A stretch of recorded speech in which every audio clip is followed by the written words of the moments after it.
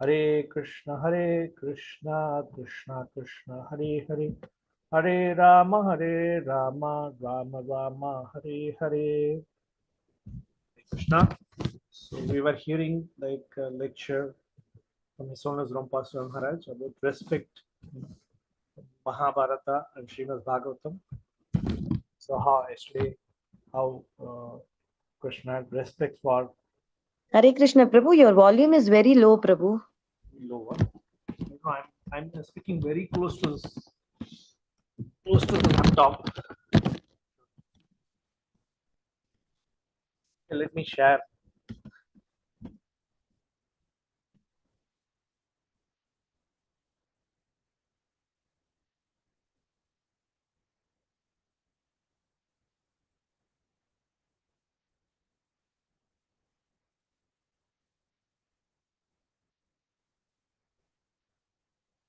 Respecting the Brahmana, or one of many examples. Are you able to hear? Yes, Prabhu. Examples, but it's a very nice example. And then there's the Brahmana teacher. Who was his Brahmana teacher? His name was Sandipani Muni. Here's a little backstory. When Krishna finished Kamsa and the five wrestlers and Kuvalyapita and all of what he did when he came into Mathura, he then went and freed from prison his mother and father because they were in shackles in prison. So he got into prison and released them from the shackles. So there they are.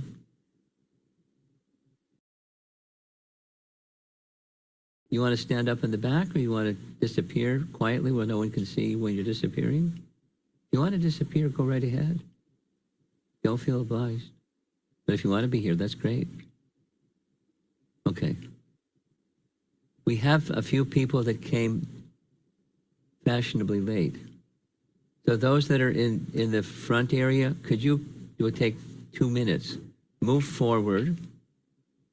So those that are come fashionably late will have a place to sit. Fantastic. Oh, you're all very kind.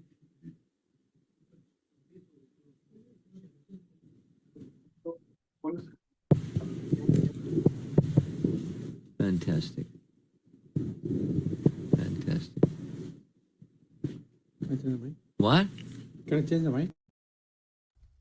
You want to change the mic? I like this one. But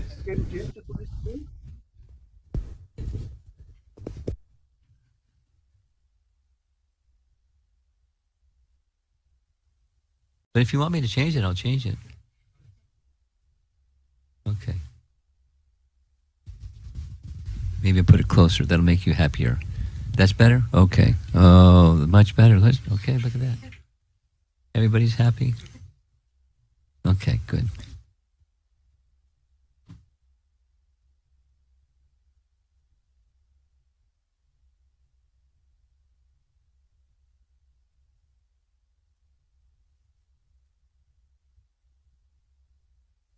Okay, so here's the backstory. The backstory is Krishna freed his mother and father from prison. And they're his mother and father. So they have the Vatsalya mood towards their little son. I mean, he's now a little bit bigger, but he's 10 years, 11 months. This is the time when little Kshatriya boys get their Upanayana. So they took him to Garga Muni, and he performed the Upanayana ceremony. He got a sacred thread. And you know what happens after that? Time for school. Because he hadn't even gone to school yet.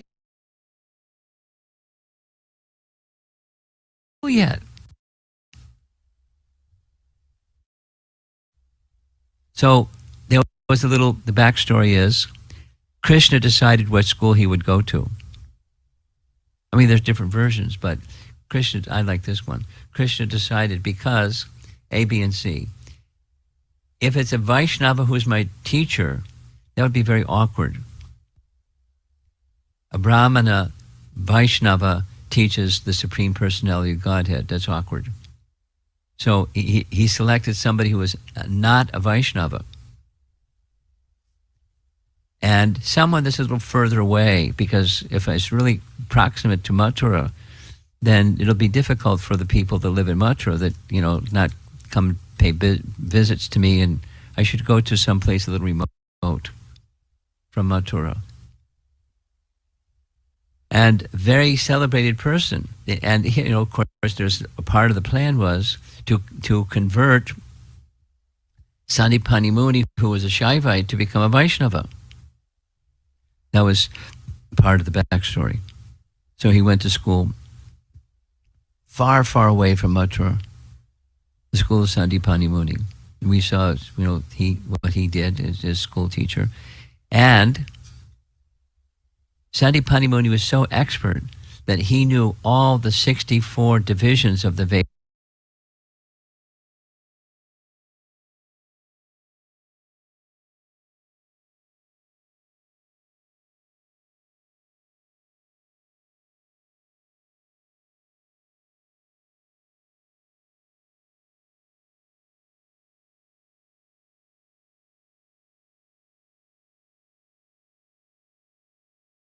And 64 arts, and he taught them all, including Dhanurved. He's not, Dronacharya, but he knew military skills, because little Kshatriya boy is going to need to know that stuff, to give protection to the citizens when he grows up and becomes an adult. Krishna finished his exams in 64 days. You go to school? You'd like to finish school in 64 days? You think it's possible? Krishna did it. I guess that means you're not Krishna. 64 days. So when the 64 days were up,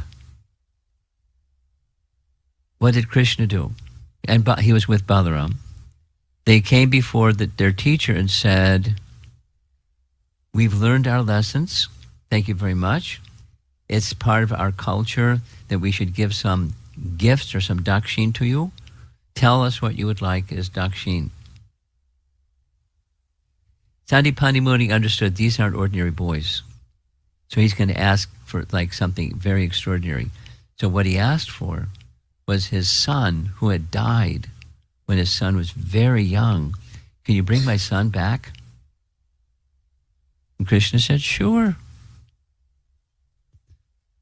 So what did Krishna and Balaram do? They went to the shore of the ocean because they were told that the son was drowned in the ocean, and they Krishna called the ocean personified, or Samudra, very similar to Ram's wanting to cross over into Lanka. He called Samudra, who immediately came, folded palms. "Yes, sir, what can I do for you?" "I want the son of my teacher given back to me, please." Yeah, that's not possible, because a demon by the name Panchajanya, who moves around the shore, the bottom of the ocean in a conch shell, he killed Sandipani Muni's son. Krishna said, "Oh, tell me where I can find him."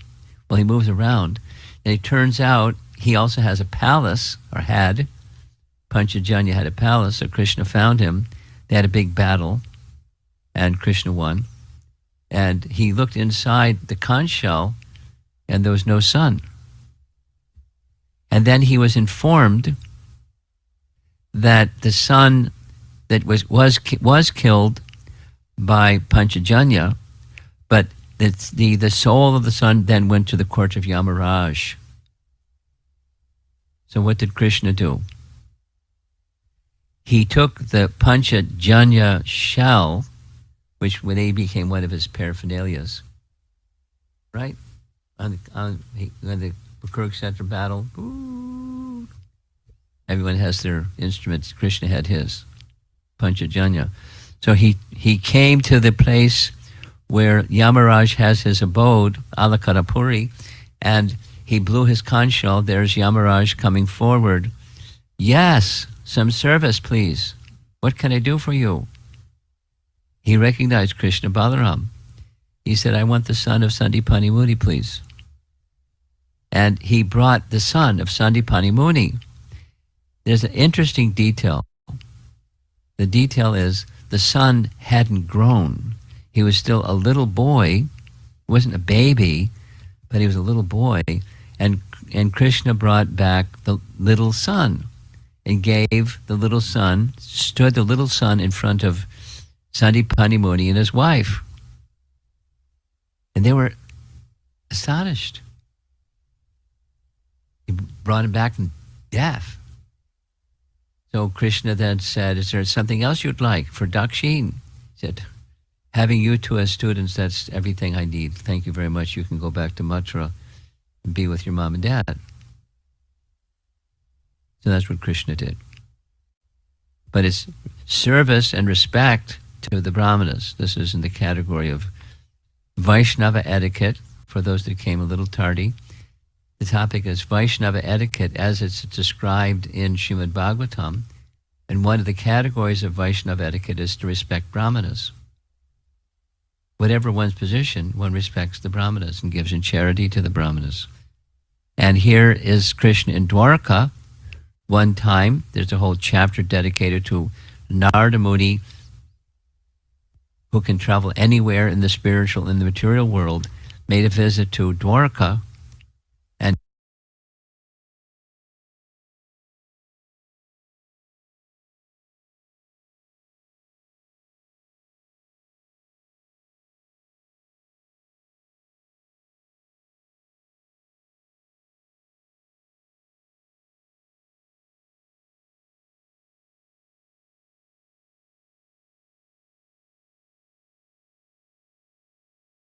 And he was astonished by what he saw.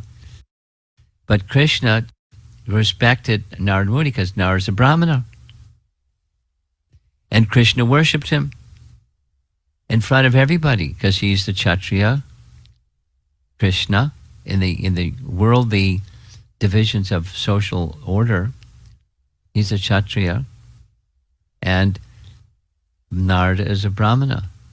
So he offered all respect. Not only Krishna offered respect, but his father, who also lived in Dwarka, he respected Narada Muni. There's a very late chapter in the Bhagavatam where Vasudeva makes an arrangement for a big yajna for the benefit of all the citizens of Ayodhya, propitiating all the devas and devis, and he has many brahmanas. There's a whole assembly, and Narada was an invited guest. And when Narada comes, this painting is showing Vasudeva is touching the feet and literally worshipping Narada Muni, because that's what is taught in Vedic culture. And if you read the Bhagavatam, you learn all about Vedic culture, giving cows and charity to brahmanas even when was a little boy. There's another nice example in a later canto where the etiquette of King Chitraketu is honored by Narada Muni, and then by the mercy of Narada Muni, King Chitraketu, gets a mantra glorifying Lord Sankarshan, and by chanting that mantra to Lord Sankarshan, the King Chitraketu gets the darshan of Lord Sankarshan, surrounded by the four Kumaras, a whole nice section. Now, this king was, before he became a Vaishnav, by the mercy of Narada, he was, a very powerful king that wanted a son, and he married many, many, many, many queens. According, you see the number on the screen. He had more queens than Krishna did. 16,108 piece of cake. 10 million. Married another wife, married another wife, married another one. No sons. Hint, you're not meant to have a son. Hint, but he didn't take it. He didn't take the hint. So things happened without all the whole network of things that happened. He had a son by the grace of Angira Muni, but his son was poisoned by the 9,999,999 co-queens that were envious that they didn't have a son, and one did. So they poisoned the son.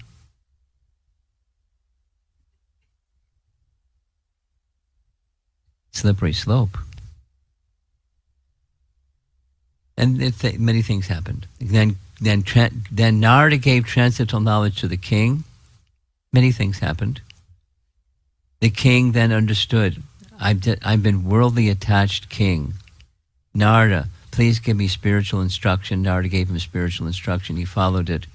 And here we see King Chitraketu, palms folded, coming before Lord Sankarshan and having his darshan, offering prayers. Sankarshan gives him instructions. The benefit that comes from properly respecting and honoring Brahmana, in this case, Narada Muni. In the first canto, chapter 5, there's a very lengthy description, and we're just going to share a little backdrop first. This section I'm going to narrate is commented upon in maybe 50 places in our Vaishnavacharya's commentaries, because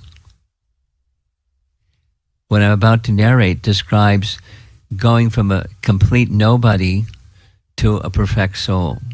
The stages of bhakti, from being an obscure speck. And the story is his autobiography. Narada is paying a visit to Vyas, Canto 1, Chapter 5. Vyas has just completed compiling all the Vedas and Vedanta Sutra and everything. The Itihasas and the Puranas and everything. And summarizing it all in Vedanta Sutra. And he's sitting there in the Himalayas feeling not satisfied. And he's pondering, why is that pinch in my heart that I'm not feeling satisfied? His spiritual master, Narada Muni, came in for a landing. Vyas, you don't look so good. What's wrong? He said, I don't know, but you're like the super soul. I'm sure you know. Could you tell me what's wrong? Yeah, I can tell you what's wrong. You haven't sufficiently glorified the personality of Godhead. It's there, but it's hidden, and it's not very blatant and observable, readily observable for all the people that you compiled in a written form, all this Vedic text. And it's true, it's there, but it's also true that it's concealed. So write one literature that makes it very clear. And he gave other instructions. During that visit, Narada describes his own circumstance before he became Narada. Before he became Narada, it was a previous day of Brahma, which is a long time, which means the night of Brahma is equal to one day of Brahma. And how long is the day of Brahma? How many yuga cycles? Sahasra yuga paryantam in Bhagavad Gita. 1,000 yuga cycles is one day of Brahma, and equal is one night of Brahma. How long?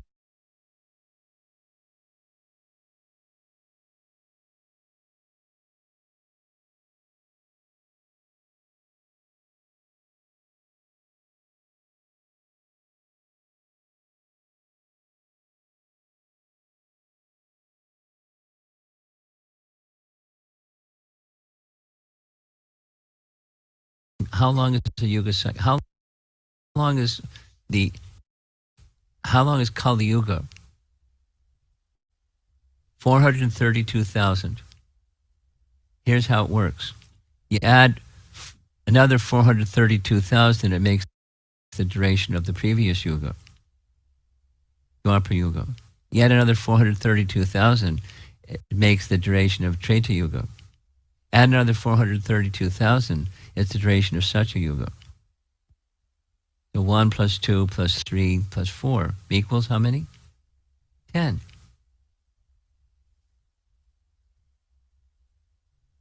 I did the math right? Yes? We have some math.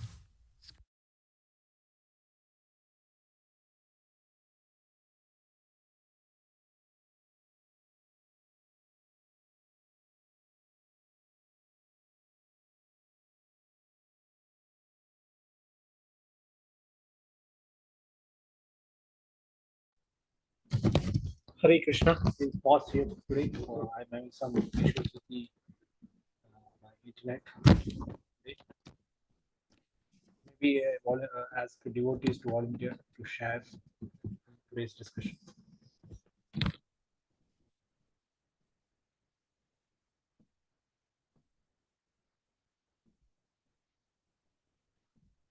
Hare Krishna. Anyone would like to share?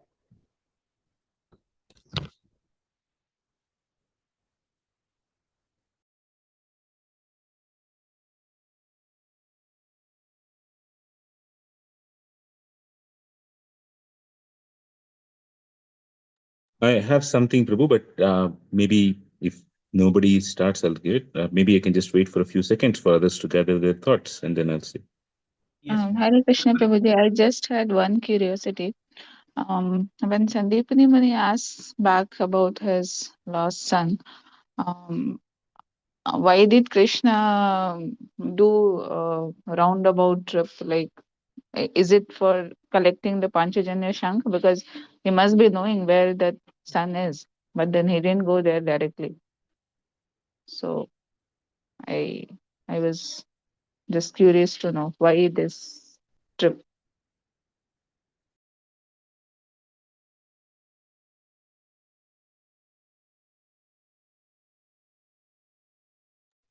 Anyone would like to answer?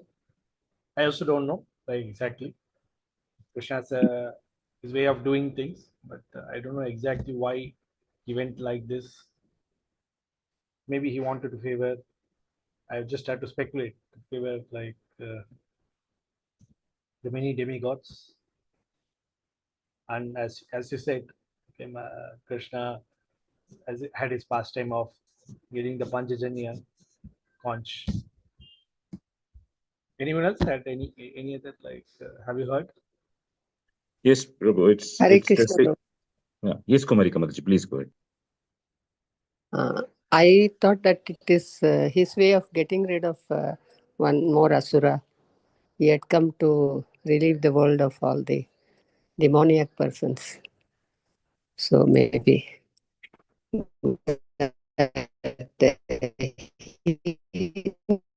knew, but then he wanted to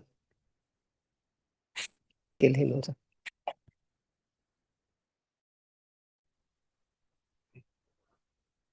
Prabhu, you have something to add? Shamkun Prabhu? Yes, Prabhu. What Kumarika Mataji said is correct, and even what Shweta Mataji said is right. That that Krishna, it was Krishna's Leela that he wanted to eliminate one demon. He also wanted the Panchajanya. So he could. It's common sense for those who are in the Vedic paradigm that after a person dies, he goes to another body, and that body can be either in the Pitralokas, which is where Yamaraj is present, or it can be somewhere else. So the natural first step would have been to go to Yamaraj only directly. But Krishna did take a circuitous route. Looks like he went step by step, going to the ocean, asking the ocean deity, etc.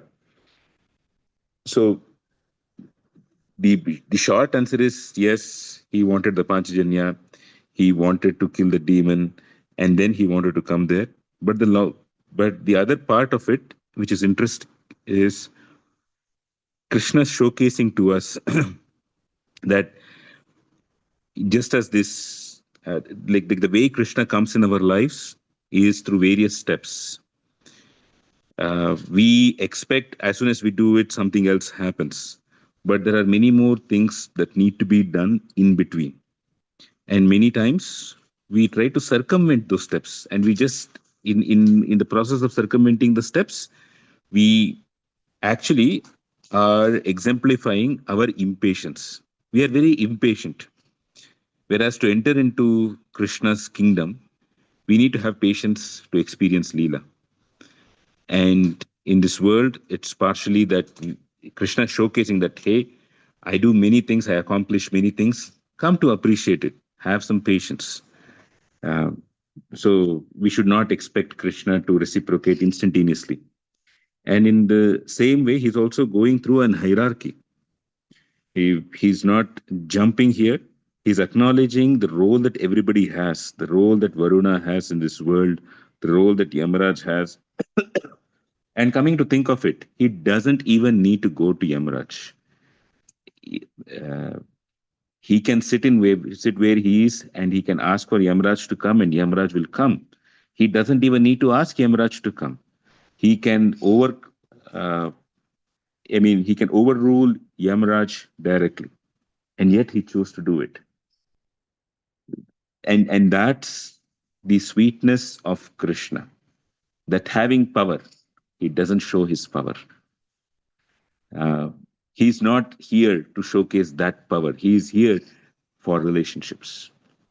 That's one thing, Prabhu and Mataji's. Thank you, Prabhu. Thank you for this point of view. Hare You Krishna. brought it out. Yeah. Thank you.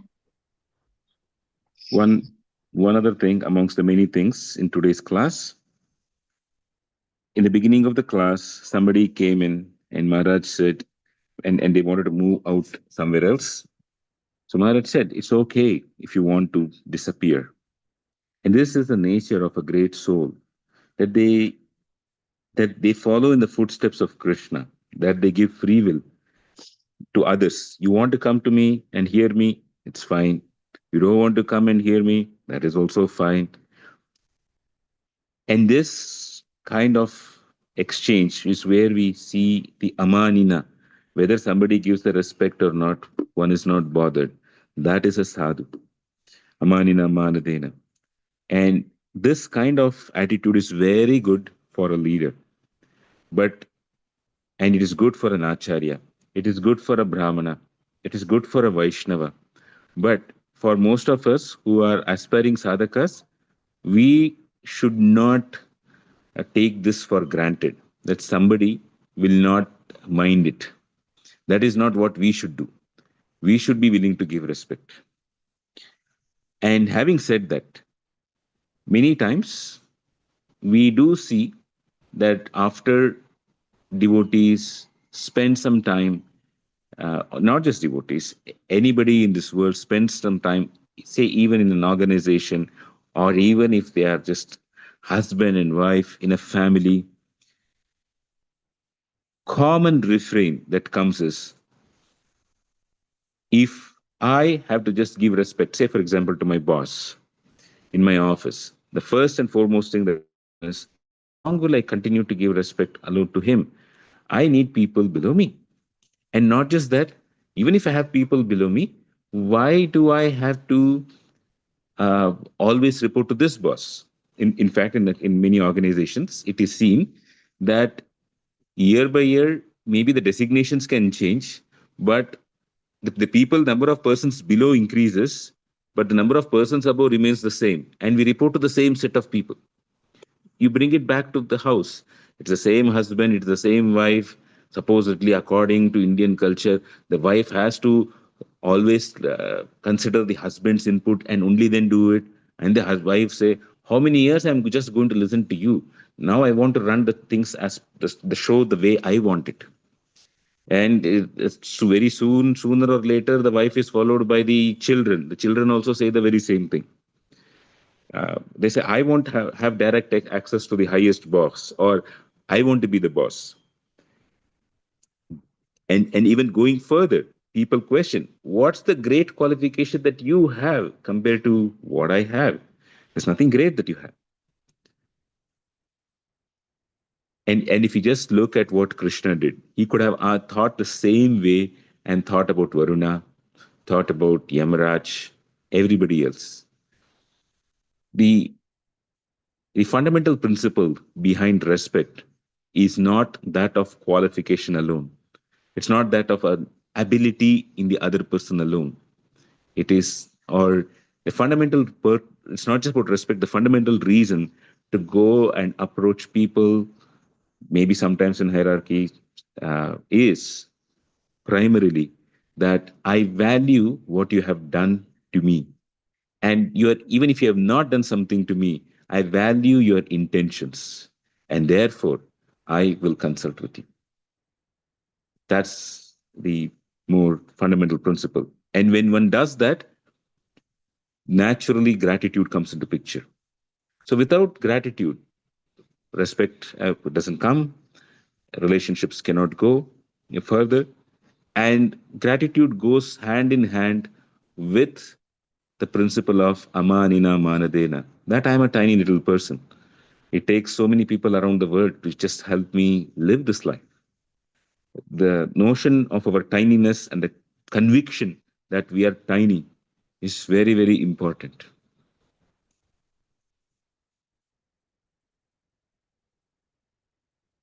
That was the second part. And one last thing, Maharaj did ask a child, do you want to finish school in 64 days? It's very tough for any of us to finish learning everything in 64 days. Uh, and and in this voice of Maharaj is where we see that I'm not here to become better than anybody, just here to serve. And he's in a nice way trying to inculcate to this young boy also that Krishna is Krishna. He can do many things. We are here to appreciate what Krishna does and we are here to serve. And for that service, we try to learn some things. That's it for today, Prabhu. Wonderful, Prabhu. Thank you. Thank you so much. Sharbari Mataji, you had something to share. You had your hands raised. Hare Krishna Prabhu. I just had one question. In today's class, it was said that each yuga is of 432,000 years. But in one class, I think I heard that Kali Yuga is for 5,000 years. Is that correct? Or I'm having a wrong understanding somewhere? That was my question, Prabhu. Thank you, Hare Krishna. 5,000 years has passed, Mataji, of Kali Yuga. But this one, like the actual like duration of Kali Yuga is 4,32,000 years. Not one Yuga. Only Kali Yuga is 4,32,000. Dwapara Yuga is like twice that of that. Kali Yuga. Okay, thank you. Thank you, Prabhu. That was my confusion. Hare Krishna. Dillalta Prabhu. Hare Krishna Prabhu. So just to, when Shamkun Prabhu was talking about how Krishna is here to give respect to others and not using his power. I remember when Radhesham Prabhu, he came to, recently came to temple and he was giving lectures. So I think maybe Varada Krishna Prabhu, the temple president, asked him, or that give this particular topic, can you please give class on this particular topic? So actually he was, connecting the laptop and their WhatsApp chat for few seconds, it was visible what he had with Varada Krishna Prabhu. And very, very nicely, although Radhesham Prabhu is such a very inspiring leader, so Varada Krishna Prabhu asked, okay, this is that, can you please take a class? And now maybe Radhesham Prabhu had some different topic in his mind, but in the end, he wrote just one line. Sure, Varada Krishna Prabhu, I will do what, as you said. So it was very, I mean, he didn't talk, but I just saw the WhatsApp chat and it was very moving that such a humble position he takes, although he's himself is a very inspiring leader. My question that when Maharaj told just one line, the Chitraketu, he married 10 million wives. And then he said, okay, and he has no son, that's why he kept on marrying so many ladies. So then he said that, Maharaj said that, okay, he got married, no son, but he married another one, no hint. Still, he did not get the hint. he married another one. He did not get the hint. It means that hint was that he is not going to have the son or the child, but still he kept on marrying. My question is that how do we understand such hints from Krishna in our own life? That okay, this is what I should do or something. It could be the hint could be my own mind also. It may not be hint from Krishna. So how do we differentiate or distinguish or acknowledge or maybe recognize? Yeah, this is what Krishna wanted me to do. I should follow that. I just have this query through.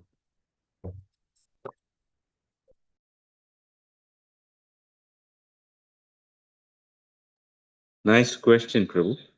If you don't mind, shall I again note it down? And the reason I'm just saying it is Subudhi Rai Prabhu is here. We haven't heard from him. If he wants anything to say, he can say and then we can close. Is that okay, dear Prabhu?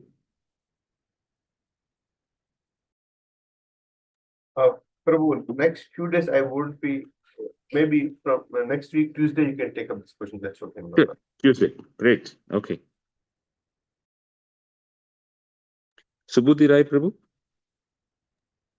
Hare Krishna Prabhuji. Can you hear me well? I can hear you now. Yeah. Prabhu, I just had one question. Means recently when I was talking to one of my devotee friends who is from Sri Sampradaya, then he was just referring to the hierarchy of pramanas that Brahmaji himself says that Vedas is considered the topmost pramana. And then we hear that Vyasadeva, means in lecture today we heard that Vyasadeva has compiled all these, and then he was very despondent, and then after compiling Srimad Bhagavatam, then he was fully satisfied. So we kind of consider Srimad Bhagavatam as the topmost pramana, correct? So how to understand this one? Because I was not able to means get into that discussion with him. Yeah. I'll just answer tell that Prabhu then. It's a quick, short stuff. When we say hierarchy of pramanas, there is one thing though which is present, which all acharyas try to do. It is called as samanvaya. All Vaishnava acharyas say that there may be different scriptures, and I am trying to see what is the common thread that weaves through all of these scriptures. In contrast to the Vaishnava acharyas, Shankaracharya and the other followers of Advaita, they have a hierarchy in the sense that the Shrutis are higher than the Smritis, which is the Upanishads and the Vedic mantras are higher than the Itihasas and the Puranas. So they have it, which we don't accept it. Number one. Number two, amongst the Sri Vaishnavas themselves, it may even although this the boy is a young boy whomever you are interacting with, those who are much more well versed in Sri Vaishnavism would also note that while the Vedas are valid pramanas, they have very high stature in the list of all the scriptures. The Sri Vaishnavas consider the Tamil Veda, which is the Divya Prabandhams and the compositions of their acharyas, to actually give the essence of the Vedic scripture. So it is not just the Bhagavad Gita, but the Tiruvalmozhi and other such literature, which actually is the essence, like how Srimad Bhagavatam is what Sri Chaitanya Mahaprabhu told us is the essence. For them, it is that way. And there is nothing wrong in it. It is valid. It is right as such. So that is called as the Panchama Veda, Dravida Veda, etc. So that's their part. And for us, it's Jiva Goswami gives a full set of reasoning in the Tattva Sandarbha how Srimad Bhagavatam is actually that scripture which gives the samanvaya and the essence of all the Vedic scriptures. And likewise, if you go to Sri Vaishnavism, they have also valid proofs. There's a book called Acharya Hridayam, given by, it's commented by Manavala Mamunigal, and there is another Manawala Nayanar. He wrote it. Pillai Lokachari also gave something for it. All of that is there. Based on that, it's the Tiruvanmozhi is the scripture as such. So that would be a more complete understanding. I hope this is helpful. Yes, Prabhu. Thank you very much.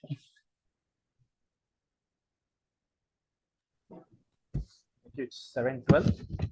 So probably we'll pause for today and then we'll continue. Thank you so much for joining. Hare Krishna.